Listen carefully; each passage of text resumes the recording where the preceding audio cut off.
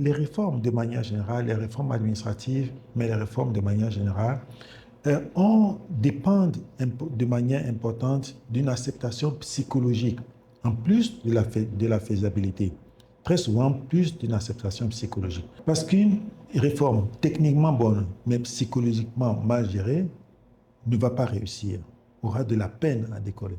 Tandis qu'une réforme techniquement imparfaite, mais psychologiquement bien organisée, bien accompagnée, pourrait réussir.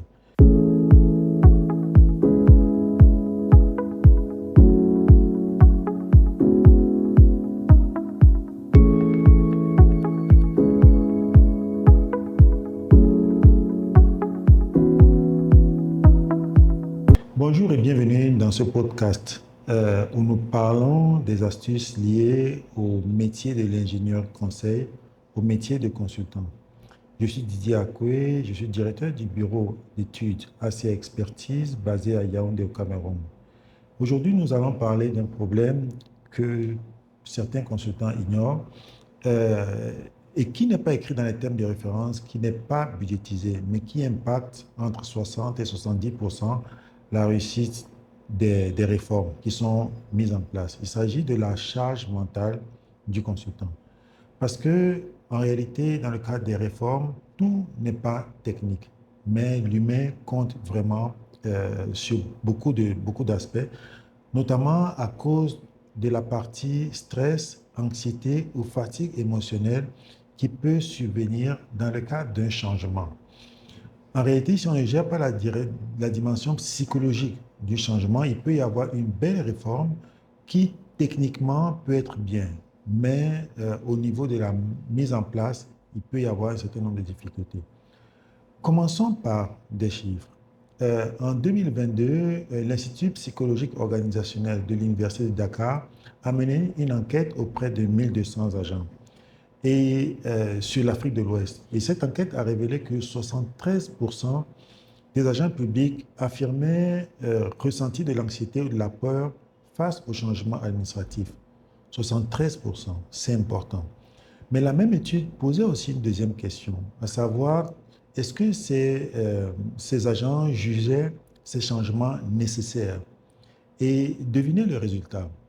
Il faut dire qu'environ uniquement 42 personnes répondaient oui et donc estimaient important ces changements. Cela veut dire que de l'autre côté, entre 57 et 58% ne comprenaient pas l'importance de ce changement et ne comprenaient pas pourquoi ils sont en train d'évoluer vers d'autres systèmes. De cette manière, ces personnes se positionnaient dans une option de résistance. Résistance, pas de manière hostile, mais plutôt simplement par inertie, par doute, par peur.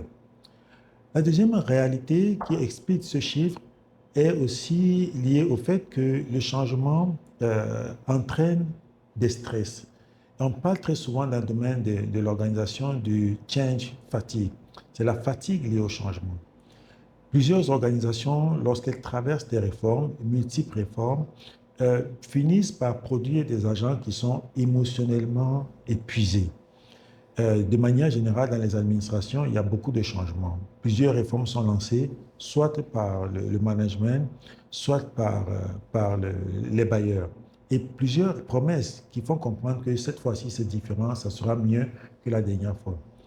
Au final, les agents développent une sorte d'immunité au changement. Ils disent, oui, il va y avoir une réforme, mais au final, rien de durable ne va se passer. Ça sera toujours comme la dernière fois. Le troisième point, la troisième réalité aussi qui explique ces chiffres qu'on a indiqués au début, c'est lié au fait que le changement contribue à remettre en question l'expertise de certains agents. Il faut dire qu'il y a un agent qui peut avoir, par exemple, 15 ans d'expérience, 16 ans, 17 ans, et lorsque vous venez lui demander de changer sa manière de travailler, ce qu'il entend, c'est que son expertise n'est pas bonne. C'est très souvent un choc, une remise en question de son identité professionnelle. Et cela est d'autant plus important qu'en Afrique, le respect de l'ancienneté et de l'expérience est très important. Cela peut constituer pour cet agent une charge mentale importante, une charge mentale énorme. Le point qui en découle, qui est le dernier, c'est celui de la peur du déclassement professionnel. Et cela est très important aussi bien naturellement pour les administrations publiques que pour les organisations privées. Parce que lorsque les systèmes changent et que certains agents commencent à craindre du fait que leurs compétences deviennent obsolètes, du fait qu'ils puissent perdre du pouvoir ou que leur statut soit menacé, cela est très important. Ils peuvent entrer dans une résistance passive, mais vraiment en contradiction avec ce qui leur est demandé. Essayons d'illustrer cela avec une mission qui a été mise en place dans un service public qui avait l'habitude de renvoyer plusieurs dossiers administratifs. Au début, dans le cas de la réforme, on s'est dit que c'est une bonne réforme parce qu'elle consistait à pouvoir numériser les documents. Donc, la solution proposée était simple. Cela veut dire qu'au lieu de renvoyer chaque fois des documents qui n'étaient pas bien évalués, qui n'étaient pas bien structurés, qu'on ne retrouvait même plus, il fallait les numériser. Et dans le cas de cette étude, il y a plusieurs agents, une trentaine d'agents qui ont été abordés. Au début, dans les 2 premiers mois, tout le monde a trouvé que la réforme était intéressante. Tout le monde était enthousiaste ces 2 premiers mois. À partir du 3e mois, ça commençait à être compliqué. Les agents ont commencé à trouver difficile de travailler autrement que la manière qui était la leur par le passé. Et tous les jours, le système avait des bugs. Et les agents ont commencé à faire la différence pour dire que, bon, voilà, cette fois-ci, ce que vous nous proposez pour améliorer la réforme est moins bien que ce qu'il y avait avant. À partir du 5e mois, on a observé un certain nombre de choses. Certains agents ont simplement demandé à être mutés dans d'autres départements. Ceux qui étaient proches de la retraite ont demandé à avoir cette retraite anticipée et la plupart des agents sont entrés dans une résistance passive organisée. Cela n'a pas permis de pouvoir vraiment faire avancer la réforme. Techniquement, ils pouvaient faire leur travail, ils connaissaient la manière de fonctionner, mais ils ralentissaient intentionnellement le processus numérique, causant ainsi un certain nombre de blocages. À partir du 7e mois, nous nous sommes rendus compte que effectivement le problème n'était pas un problème technique, malgré les différentes remontées liées aux difficultés. Les agents n'étaient pas simplement préparés au changement. Ils ont compris ce que le système pouvait apporter, mais on ne leur a jamais dit ce que le changement devait apporter pour eux-mêmes.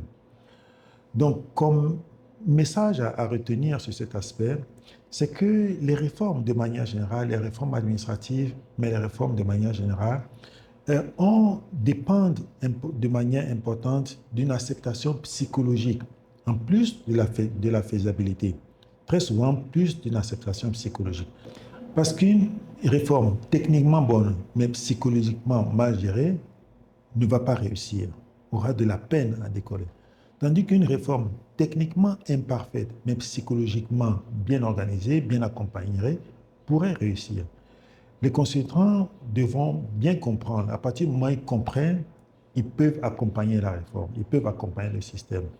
Parce que les agents sont des humains et les humains, dans le cas de changement, traversent de manière générale des moments très difficiles.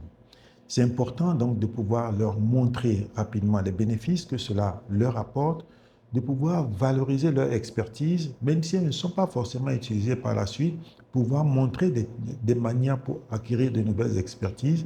Ça leur permet aussi de pouvoir gérer leurs peurs, et il faut pouvoir gérer les peurs et être accompagné durant toute cette dimension au niveau du changement. Tout cela mis en place permet que les agents peuvent mieux comprendre et diminuer la résistance. Ce qu'il faut retenir, c'est que les cas des réformes, de manière générale, c'est important de pouvoir expliquer ce changement aux agents, parce que cela, c'est la dimension humaine qui doit être expliquée. Ce n'est pas un surplus, ce n'est pas un nice to have, mais c'est central. C'est un point important lorsqu'il faut demander à différents agents, à différents collaborateurs d'adopter de nouvelles attitudes. Le succès de la réforme, c'est lorsque ceux qui doivent le mettre en place ont confiance, lorsqu'ils comprennent, lorsqu'ils s'approprient de cela. Ce n'est pas technique, c'est tout simplement psychologique, c'est tout simplement humain. Et c'est important de prendre cette dimension en place, de prendre cette dimension en compte lorsqu'il faut accompagner, lorsqu'il faut mettre en place les réformes, lorsqu'il faut demander à certaines attitudes de pouvoir évoluer. Naturellement, nous allons retrouver une prochaine fois pour d'autres thématiques toujours liées aux subtilités du métier de consultant. Je vous remercie.